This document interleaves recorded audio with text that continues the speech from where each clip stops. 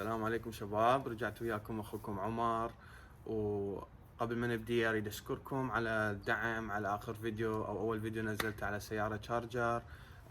الحقيقة ما توقعت هيك يصير دعم على القناة وعلى الفيديو، اول فيديو نزلته. فقررت انزل فيديو شوي حيصير قصير، بس اشوفكم انه ما انقطعت عن القناة، واشرح لكم شوي على سيارة تشارجر صلحتها. وحقا ما قدرت اصور فيديو مال تصليح، كنت مشغول بالدراسة، ولكن السيارة بعدها موجودة. فبس ردت اشرح لكم على او اعطيكم فكرة على المصاريف وتكلفة تصليح التشارجر، وش قد هسه التكلفة، وش قد اذا اريد ابيعها ايش قد حتطلع ربح هنا بامريكا.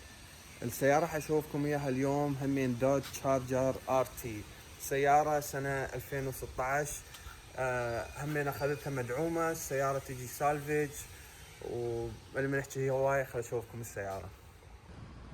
هاي اخوان السيارة دوج تشارجر ار تي سنة 2016، تجي محرك 8 سلندر 5.7.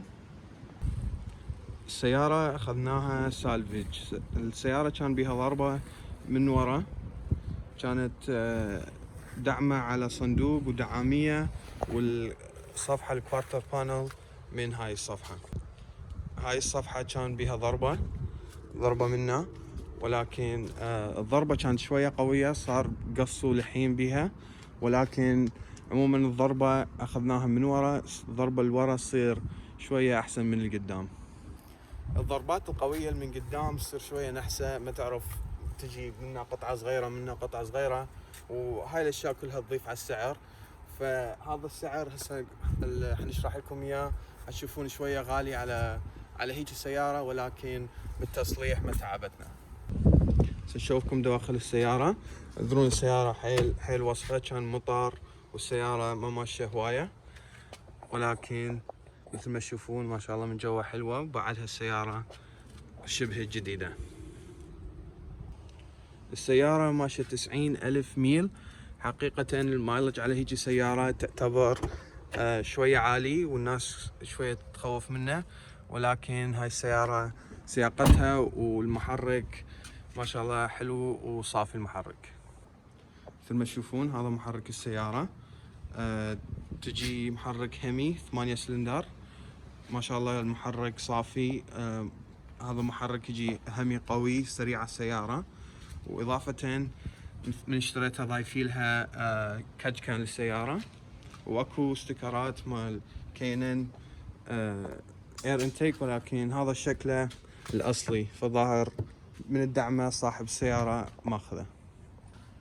السيارة تجي من اشتريتها بها اضافات مثل ما تشوفون، هذول الخطوط واللزقات هاي هي جتي بالسيارة منا، وهاي هم من الصفحة هي موجودة بالسيارة.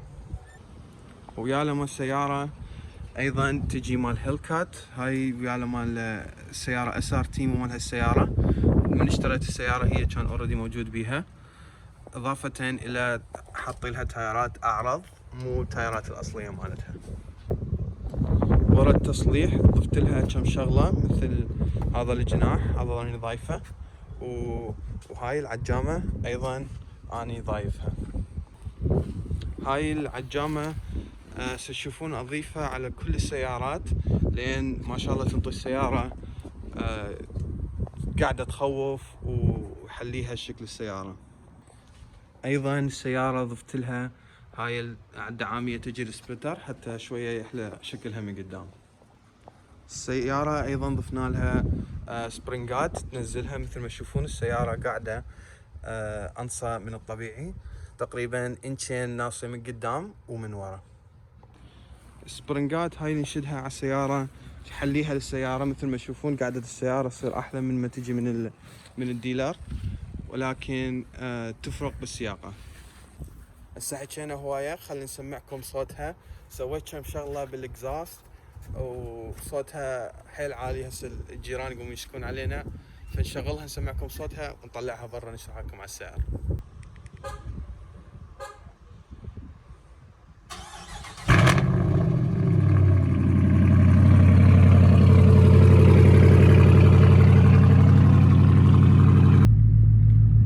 مثل ما تشوفون السيارة تجي بيها كاميرا، ولكن مو مواصفات كاملة. السيارة تجي قماش مو جلد وما بيها فتحة بالسقف. هاي السيارة سياقتها ما شاء الله حيل حلوة، ورا سبرنجات ضفنا لها. السيارة سياقتها ظلت مريحة وما فرقة هواية، ولكن صارت حيل ناصية بالطسات. وهسه اخوان رايحين نتجمع ويا واحد ولد صديقي عنده سيارة تشالنجر، سيارة همين RT محرك 8 سلندر. نشوفكم سيارته ونسمعكم اصوات السيارة حتى تقارنون، وخليكم ويانا لنهاية الفيديو حتى تعرفون اسعار السيارات والتصليح وش قد كلفت هاي السيارة. هاي يا جماعة هاي سيارته تشالنجر RT اسود فاسود، هيجي يسويها السيارة همين 8 سلندر محرك. ما تشوفون سيارته؟ يلا بينا فيديو.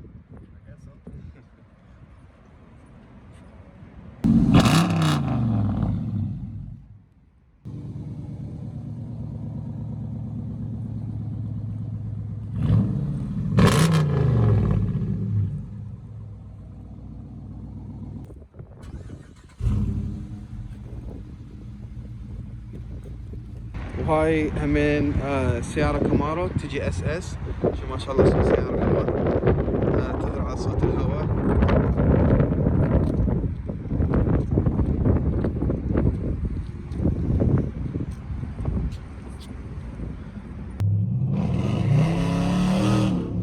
صوت الهواء عالي اخوان، ولكن هسه اشرح لكم على سعر السيارة. السيارة طلعت من الاوكشن على ضربتها مصاريف الاوكشن وتوصيل الشحن، وصلت السيارة بسعر 11.5. سيارة 2016 على ضربة شفتوها من ورا قوية، وصلت 11,500 دولار.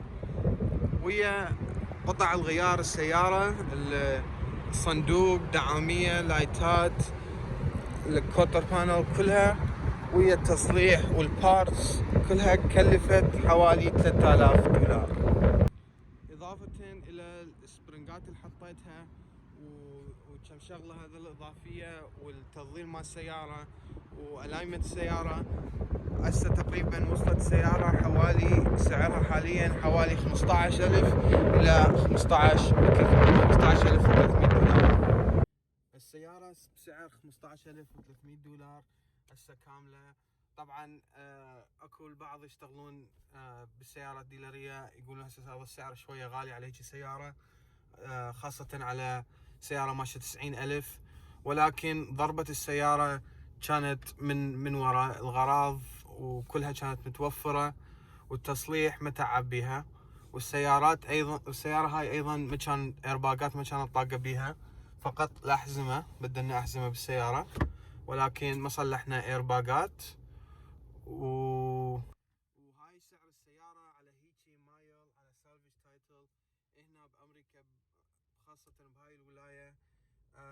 تنباع السيارة على حسبة تقريبا 16,500 دولار مفروض هاي السيارة تنباع. السيارات الشارجرات بالاوكشن اكو تطلع ارخص من هيك سعر، خاصة الضربات تصير شوية قوية من قدام، تجي ارباقات طاقة. اكو تتحصل سيارات ارخص من هيك سعر، ولكن تصليح حيطول اكثر، قطع غيار حتحتاج اكثر. ولكن هي هاي وحدة من السيارات اللي حصلناها لقطة. ان شاء الله بالفيديوهات الجاية حنشوفكم بعد سيارات وشارجرات. عندي همين سيارة همين بس مو RT، نشوفكم اياها بفيديو جاي نسوي عليها. والفيديوهات الجاية ان شاء الله نحاول اصور لكم السيارة وهي مدعومة، وشوفكم شلون التصليح يمشي، ونصوركم مزادات. مرت الاخ اشكركم على الدعم على اول فيديو نزلته، وهذا بس فيديو قصير حتى بس تشوفون من قطعت عن القناة.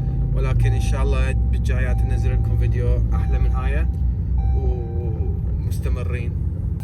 لا تنسون تحطون لايك على هذا الفيديو، تسوون سبسكرايب للقناة، وكتبوا لي بالتعليقات ايش حابين تشوفون واصور لكم بهاي القناة. مع السلامة.